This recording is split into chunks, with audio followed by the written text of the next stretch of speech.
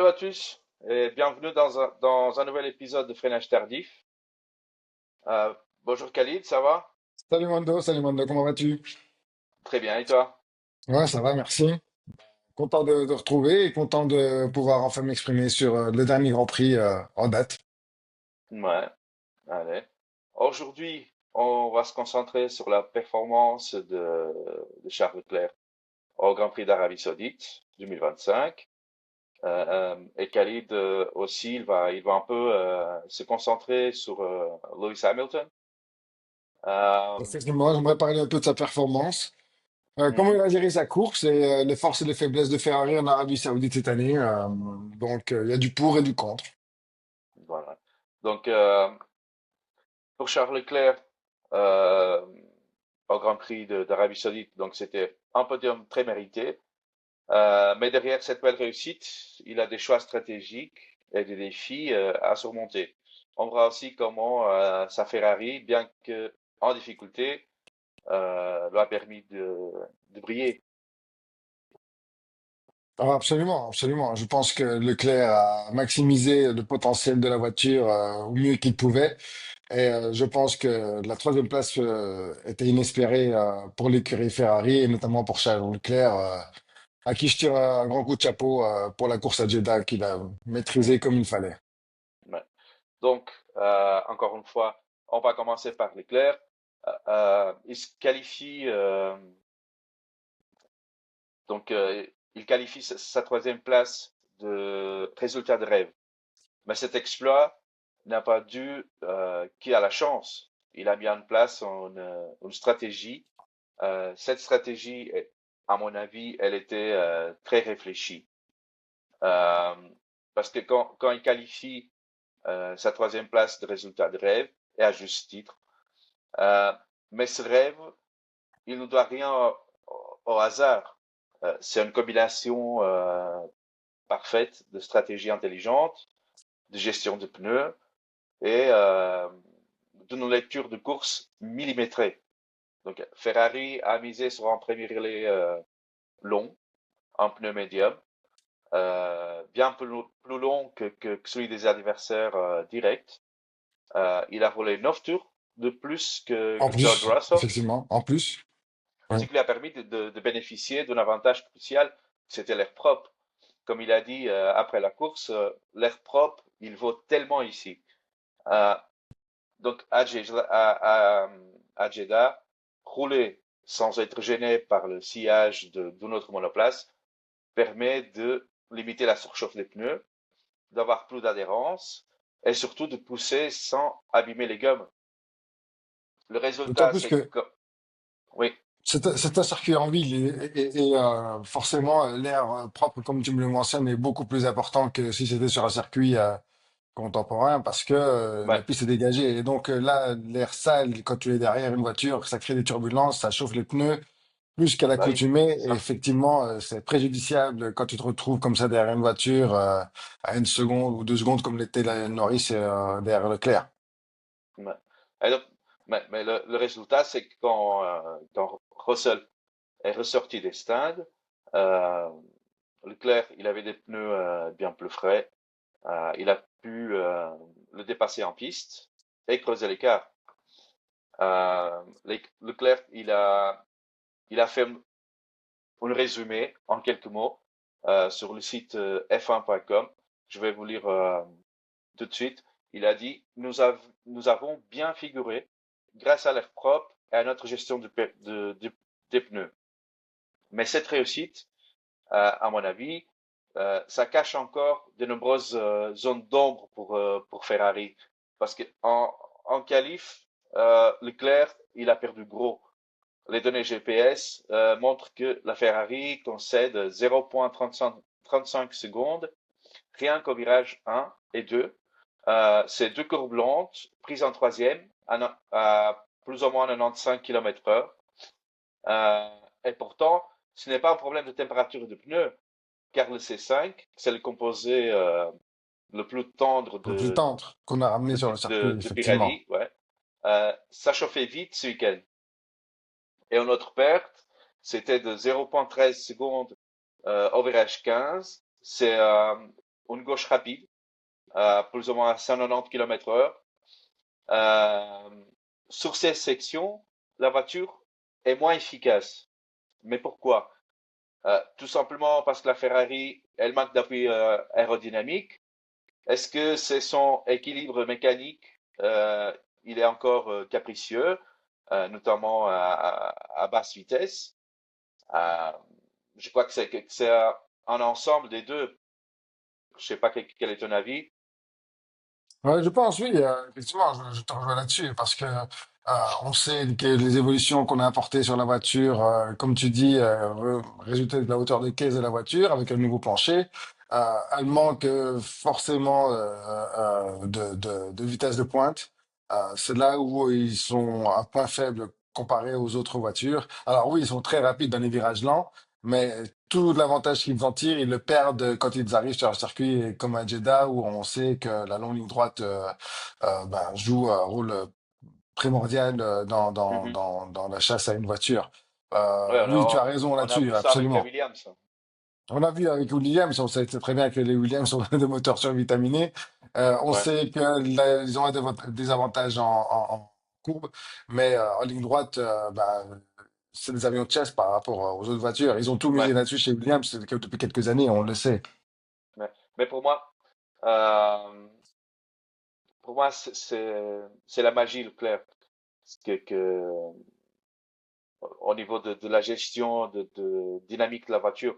Parce que là où Charles fait la différence, c'est dans le finesse de son pilotage. Parce que au virage 4, par exemple, il chevauche légèrement l'accélérateur avec la phase de freinage, ce qui va calmer le oversteer à l'entrée. Donc au virage 27, il freine de façon très progressive, ce qui lui permet de garder une bonne vitesse de passage. Et je crois que quand j'ai regardé, c'était au même niveau que le McLaren et le Red Bull. Et pourtant, c'est des voitures plus agressives. Son style de pilotage permet de compenser une voiture qui survire beaucoup à basse vitesse, mais qui peut être instable à haute vitesse. Leclerc, il joue sur le transfert de masse, les pressions de pédale, l'angle du volant, et avec ça, euh, il peut tirer un maximum de cette monoplace, même si elle reste très exigeante. Il a même parlé d'un setup extrême que c'est né d'un compromis entre stabilité en entrée de virage rapide et contrôle dans les zones lentes. Un compromis c'est difficile, mais qui fonctionne grâce à son talent. Aussi, oui, Leclerc est le sauveur de la Scuderia Ferrari pour le moment, ça on peut le dire.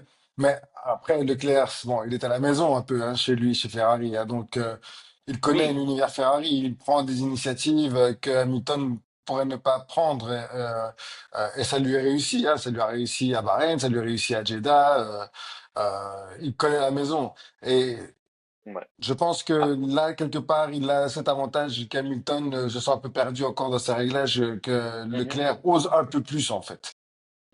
Oui, après, ça fait quelques années qu'il est chez Ferrari, évidemment. Il connaît la voiture mieux que Hamilton, mais la vérité, c'est que chez Ferrari, le déficit d'appui persiste et même si le nouveau plancher qui était introduit à Bahreïn a élargi la fenêtre d'exploitation, elle reste très étroite. Il suffit que la piste change, que le vent tourne, que le trafic s'en mêle, pour que la voiture elle devienne imprévisible. Et Frédéric Vasseur a d'ailleurs parlé à F1 TV et il a dit, nous devons comprendre pourquoi nous perdons 0,35 secondes dans les deux premiers virages, alors que sur le reste du tour, nous sommes rapides. Des mises à jour sont attendues pour Imola et il faudra qu'elles apportent des réponses concrètes, car pour l'instant, Leclerc, il joue le magicien, il ne pourra pas tout compenser éternellement, mais on peut aussi souligner comment il a géré la situation face à des adversaires comme George Russell. Il a su tirer parti de chaque instant sur la piste, notamment en distançant Russell après son pit stop. Et puis, je voudrais juste revenir sur le fait que tu dis que les nouvelles pièces vont arriver à Imola, mais je pense que moi, le juge de paix sera en Espagne. Et c'est là qu'on va vraiment voir quand on va arriver sur des circuits où il fera un peu moins chaud, parce que bon, la température, elle joue aussi. On sait quel Oui, facteur essentiel que sur le comportement des voitures et notamment sur les pneus. Et je pense qu'on va mais arriver à des températures un on peu a plus vu la clémentes quand on différence. sera en Europe. Et on On verra. a vu la différence à Jeddah quand les voitures faisaient les entraînements. La différence de vitesse de pointe entre la journée et le soir, c'était quand même une grosse différence. Donc, Absolument. Ouais, ouais. oui, évidemment que l'air Et chaud, on sait qu'il y a des écuries qui s'en sortent beaucoup mieux quand il fait chaud, quoi, et d'autres qui s'en sortent beaucoup mieux quand les températures sont plus clémentes. C'est notamment le cas avec Mercedes. Donc, ils sont impatients, eux, oui, d'arriver en Europe parce que la chaleur, la Mercedes se comporte très mal quand il fait très très chaud, en fait. ouais. Mais je crois que euh, au-delà de la stratégie, euh, je crois que la Ferrari, elle avait ses limites, comme le montre l'écart en qualif. Cependant, Leclerc, il a su tirer parti de son habilité à gérer la dynamique de la voiture pour compenser ses manques. Et voilà, il a vraiment montré sa maîtrise. Mais de l'autre Toi, côté, tu oui, penses oui, pas que tu penses pas que Leclerc surpilote la voiture? Tu penses qu'il est dans son maximum oui, oui, actuellement au volant de la voiture? Ouais. oui, je crois qu'il est au maximum de la voiture et de lui-même aussi. Lui, pour arriver à la troisième place, il a donné tout ce qu'il avait. Il Donc a pour donné toi, tout. il masque encore une fois les défauts de la Ferrari en fait. Complètement. Complètement. Je crois que s'il était pas si doué comme il est, euh, il, euh, il arriverait pas à tenir la troisième place. Il resterait Ouais, je te rejoins sixième, là-dessus. septième. Ouais, je te rejoins Je crois là-dessus. Je te que, rejoins là-dessus. En fait, un peu comme Verstappen, en fait, ils sont l'arbre qui cache la forêt en fait au volant de leur voiture, hein. ouais, Donc on pense que la voiture, voilà, je pense que la Red Bull a fini deuxième, Max finit deuxième, mais en vrai, si c'était quelqu'un d'autre au volant de cette voiture, je pense qu'elle serait très très loin sur la grille en fait. ouais, ouais, moi aussi. Mais Un peu la même chose qu'avec Leclerc. Si c'était pas lui au volant de cette voiture, ouais, si ouais, on avait pensé à mettre Antonelli, ils par n'avaient pas les exemple, résultats qu'ils ont. mais ils n'auraient pas les résultats qu'ils ont. Ouais. Absolument. Et donc, maintenant, parlons un peu de Lewis Hamilton, parce que bien qu'il a rejoint Ferrari cette saison, on peut voir que lui et l'équipe, ils ont encore du travail à faire. Ouais, moi, je vais te dire, moi, ce qui me laisse vraiment perplexe chez Lewis, c'est ses déclarations d'après-course où il dit que ce sera comme ça jusqu'à la fin de l'année, quoi. Je l'ai jamais senti avec un spleen aussi. C'était c'était une vraie fatalité en fait. J'avais l'impression que Mhm. dans tout ce qu'il disait que il faut rappeler quand même qu'il prend entre 5 et 6 dixièmes en qualif quoi. Et Ouais. c'est pas Mais rien quoi. Et pareil oui, c'est en beaucoup. course, il prend 4-5 dixièmes en course. Et sur 55 tours, finir si loin de ton coéquipier avec la même voiture. Alors oui, je dis que je comprends qu'il faut pas être inquiet hein, parce qu'on parle quand même derrière de Lewis, mais derrière, c'est quand même excusez, un Ferrari qui sait qu'après le cinquième Grand Prix, elle ne jouera pas un titre, en fait. Et on est au cinquième Grand Prix de la saison. Et ça me pose problème parce que on nous a vendu justement une saison où Ferrari allait jouer le titre cette saison, notamment avec l'arrivée de Lewis Hamilton. Lewis Hamilton vient chez Ferrari parce qu'on sait qu'il ne pourra pas gagner chez Mercedes avec la Mercedes 2020, Ouais. 2025. Et il vient exclusivement pour ça chez Ferrari. Et là, c'est comme on part quand même du plus grand du transfert de l'histoire de la F1 euh, et pour un début de saison qui est pas du tout acceptable, quoi. Je suis désolé, quoi. Alors, Mais, tout n'est pas de la mais faute de Lewis. ouais. Il a quand même montré une belle gestion de course. Mais le problème, c'est que voilà, plusieurs problèmes qui sont venus affecter sa performance. Oui, mais après, honnêtement, là où je veux faire l'avocat du diable, c'est que vis-à-vis de la Scuderia Ferrari, c'est aussi par rapport à CTC 2025 que la voiture, elle est très incomprise. Euh, une Ouais. toute nouvelle voiture qui est donc incomprise par l'écurie et à qui on va demander à Lewis de la comprendre pour débloquer le potentiel. Mais Mhm. forcément, pour un pilote qui arrive dans un univers comme la Scuderia Ferrari, ben, c'est trop lui demander, quoi. Je veux dire, il comprend pas la voiture, la Scuderia ne la comprend pas non plus. Ils ont une manière, en plus, si on doit ajouter à cela la manière totalement différente de travailler sur une voiture. On sait les changements que Lewis a apportés sur la voiture, notamment sur les freins. Donc, il partait plus sur chez Carbon Industries plutôt que chez Brembo parce qu'il a toujours préféré travailler avec ça. Donc, il a dû s'adapter à ça. Mhm. Pareil pour tout ce qui est au niveau du volant. Et donc, il a dû réapprendre à s'adapter. On lui a changé les systèmes d'embrayage. Mais ils ont quand même changé le volant. Ils ont construit un volant qui ressemble beaucoup au même qu'il avait chez Mercedes. Ouais. Mais après, c'est un moindre mal parce que c'est pas le seul qui le fait. Alonso aussi, son passage dans plusieurs écuries, demandait un volant adapté à ses débuts de carrière, en fait, hein. C'est ce qui l'aidait le plus. Mais pour en revenir à Lewis, je pense que il y a un rythme à débloquer dans cette voiture, ça c'est indéniable, mais je pense qu'il est juste perdu un petit peu dans ce univers que même Ferrari, encore une fois, a du mal à comprendre. C'est triste de voir que on en est qu'au cinquième Grand Prix de la saison. Mhm. J'espère vraiment que les nouvelles pièces qui arriveront sur la voiture ben, vont un peu aider. On le verra tout de suite. De toute façon, on va comparer avec le niveau de Leclerc. Si Leclerc arrive à se faire l'épaule avec la voiture, c'est qu'effectivement, elle aura répondu aux attentes des pilotes et que Lewis, ben, forcément, ben, on le verra tout de suite. Ben, il ne sera pas dans son élément au volant de cette voiture. J'aspire juste à avoir un Grand Prix à Miami qui va enfin nous aider à y voir plus clair parce qu'il faut rappeler quand même que les longues lignes droites qu'il y a à Miami. Donc on verra tout de suite si la voiture aura indéniablement pris en avantage. Mhm. Sinon, bah, encore une fois, comme on dit, il faudra attendre d'arriver en Europe et des circuits qui sont plus en leur faveur, comme Monza, comme Spa, où ils ont Ah ben, toujours pour moi, bien travaillé. c'est clair que avec son expérience, Hamilton, il pourra aider l'équipe à affiner certains aspects de la voiture, mais il faudra plus de travailler sur l'équilibre aérodynamique, et notamment dans les virages rapides. C'est pour ça que je suis, euh, je suis pressé de voir qu'est-ce qu'ils vont faire à Monza, parce qu'il veut apporter voilà, des mises à jour pour la voiture et on va voir, on va voir qu'est-ce qu'ils vont réussir à faire. Mais je ne sens quand même pas une écurie complètement perdue. Je la sens même extrêmement sereine. Et ça se reflète pour moi, ne serait-ce que par rapport au pit stop où bah, Mhm. tout va bien encore.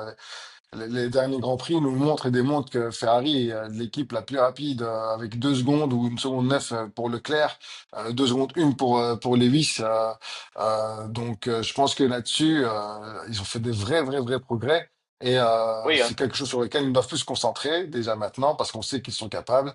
bien sûr. Et en temps normal, on a connu des saisons où Ferrari, durant les pit stops, offrait la victoire à ses adversaires juste parce qu'ils étaient Trop lent. rabais, quoi, et trop lents Ouais. par rapport aux autres écuries. Mais on voit que c'est Mhm. complètement différent cette année. Je pense que c'est le travail de Vasseur, ça pour ça on peut le féliciter parce qu'il l'avait dit depuis le début de son arrivée avec ses 1000 pit stops à l'usine. Je pense que ça porte ses fruits. Je pense que ça porte ses fruits. Je pense que on va voir une écurie Ferrari redynamisée pour les autres Grands Prix. En tous les cas, c'est tout ce qu'on souhaite à nous, c'est de voir Bah oui, des bien sûr. écuries, des bagarres sur piste. C'est ce que nous, fans de F1, on adore en fait. Hein. C'est pas voir une Hein. Mais, domination. mais ça, ce que tu viens de dire, en fait, ça me fait penser à un parallèle intéressant entre Leclerc et Hamilton cette saison, parce que les deux pilotes, ils semblent devoir faire face à des voitures qui ne répondent pas entièrement à leurs attentes, Mhm, mais mhm. ils arrivent quand même à rester compétitifs. Charles Leclerc, il fait un podium en troisième place. Hamilton Euh, il était vainqueur de la course sprint. Qu'est-ce qui Que fait la Ferrari n'avait jamais différence? remporté. Ferrari n'avait Ouais. jamais remporté de course sprint, c'est la première. Qu'est-ce qui fait la différence entre les deux dans des situations comme celle-ci? Alors, moi, je pense que la course sprint et les réglages avec lesquels a couru Lewis ont été complètement modifiés pour le lendemain, en fait. Lui et Leclerc en ont été victimes, hein, donc euh, je pense que même Lewis l'a dit ce jour-là. Je ne comprends pas ce qu'on a fait sur la voiture et ce qui a changé. Et Ferrari non plus, hein. Moi, ce que je voudrais aussi souligner par rapport à, le- à Lewis et Leclerc, en plus de devoir surconduire ou donner le maximum qu'ils ont sur la voiture, euh, c'est peut-être en fait l'envie de chez on ne sent pas d'animosité entre Leclerc et Lewis, en fait. C'est ça que je veux Ah, pas dire. du tout. Pas On du ne tout. sent pas du Mais tout une même, animosité entre même Lewis et avant, Leclerc, et même même avant. avant. Et vraiment, je pense que l'ambiance au sein du garage on- ne peut que les aider parce que c'est des amis, avant tout aussi. Ils jouent aux échecs et tout ça. Et je pense Ouais. que Leclerc est profondément quelqu'un qui est engagé à vouloir aider son coéquipier, ce qui n'est pas le cas d'un Max peut-être, hein.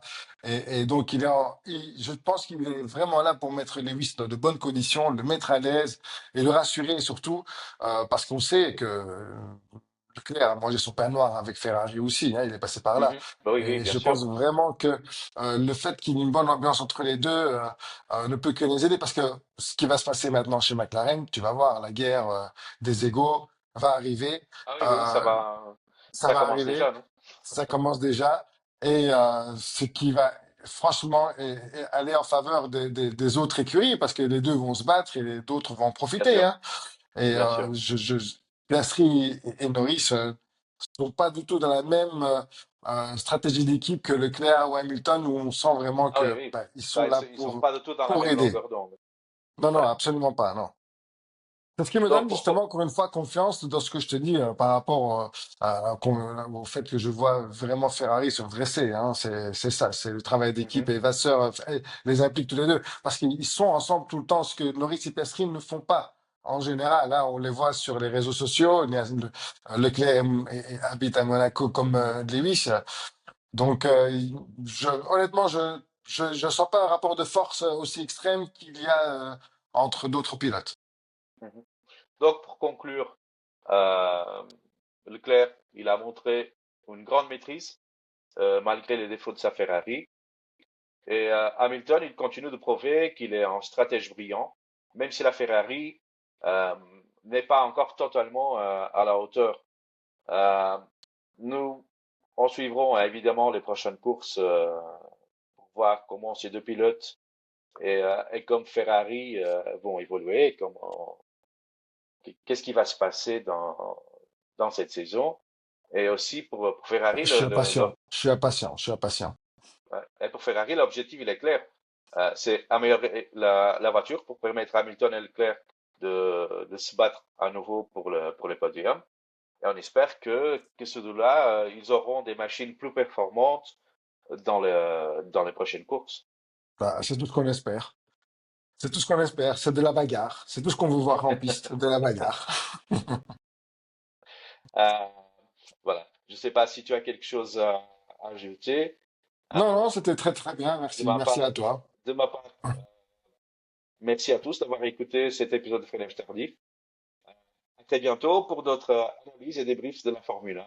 On se retrouve la prochaine fois pour plus de discussions sur les performances des pilotes, la performance des équipes et à À très très bientôt. bientôt. À très très très bientôt. Et gardez le Au revoir. contact sur Fenêtre Tardif. Au revoir et à bientôt. Merci, au revoir.